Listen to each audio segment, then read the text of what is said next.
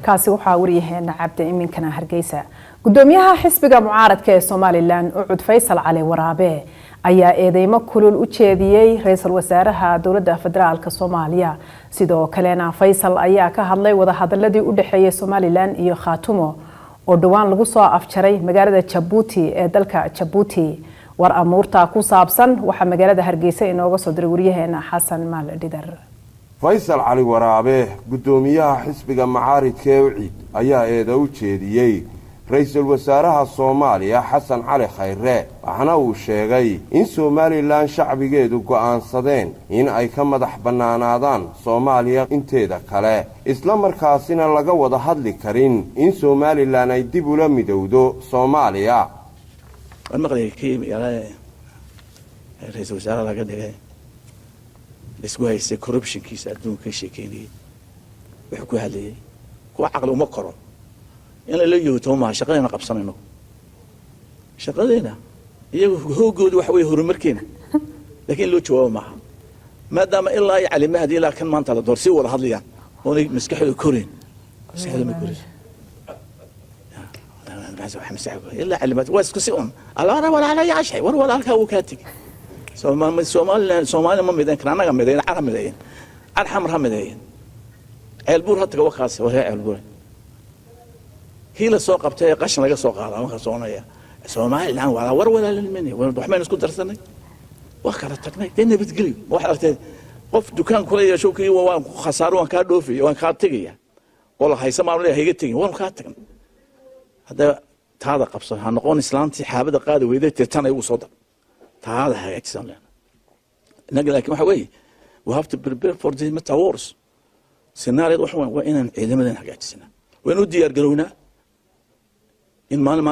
ما كيسيل الدنيا لا هذيك رواية وين حكم سكرهبت محمد سكرهب حكم سكرهب وين النقاط كيس كدينا وين إذا مدينة إذا ما وناكسن أو موبايل سميسنا ولا قبل سكوا إسرائيل بقول مليون أو عربي تشبيسي يدو 4 مليون يدو 4 مليون 6 حيكون تالي كل gudoomiye Faysal Cali Waraabe oo maanta dib ugu soo laabtay magaalada Hargeysa kadib safar uu muddo ugu maqnaa dalka dibadiisa waxa kale oo uu faahfaahin ka bixiyay qodobada ka soo baxay wada hadaladii Somaliland iyo Khaatumo ee shalay lagu soo gabagabeeyay dalka Djibouti Khaatumo waan soo dhameysnay insha Allah taala shirka Khaatumo ka socda waxa weeye qodax gurki wadadii nabadda iyo wada noolaanshaha iyo wax wada lahaanshaha ayaan banaynayna laakiin arrimi waaweynaa wali way harsay hadda qodax waa dhameynay alxamdulillah rabbil caalamiin fariiqista aan ku dhamaanay hadda waxaan gali doonaa insha Allah taala si Soomaaliland la wada yeesha sideen dad qurux badan yeelana si dadka u midayna inagoo midaysan adoore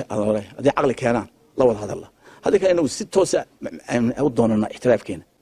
أنا أقول هذا أنه 2019 إن شاء الله تعالى بدك هالكاسان صادقنا دور احتراف كده إسكت دبل الله منه Somaliland اللي بدنا بكون ورانا مساعدنا نوصل قلوته دولة حاليا هاي dadka hala midayo gudoomiye Faysal Cali Waraabe sidoo kale waxa uu ka hadlay dacwad xisbigiisu u gudbiyay maxkamadda sare ee dastuuriga ah taasoo ka dhan ah xildhibaano xisbigiisa ka tirsanaa oo dhawaan ku biiray xisbiga talada haya ee Kulmiye inta waxaan ka hadlayaa nimanka xildhibaanada ee durbaanka galaan soo saanay Kulmiyana ana saddex laba jeer baa la nagay maxkamadda ama markan dacweye Cabdiraxmaan uu dacweye maxkamadda la nagay أنا دعوية الكرسي يكون فديها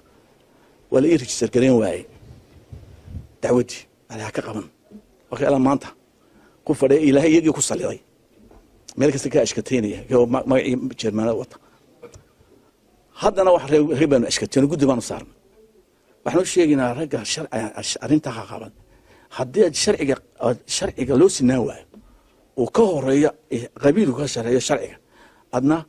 لو احترام مايو كرسي واحد كفر ده ما يحصل معنا دولة نمو هذا إن هذا كانت الشرع وقانون ما يو أنا شرع ما قانون يو أبسل ما قانون يو وحالي الشرع أنا لو سنين الشرع ما بارش اللو يسند اللو شعب الله قبسه jamaal baan isdilay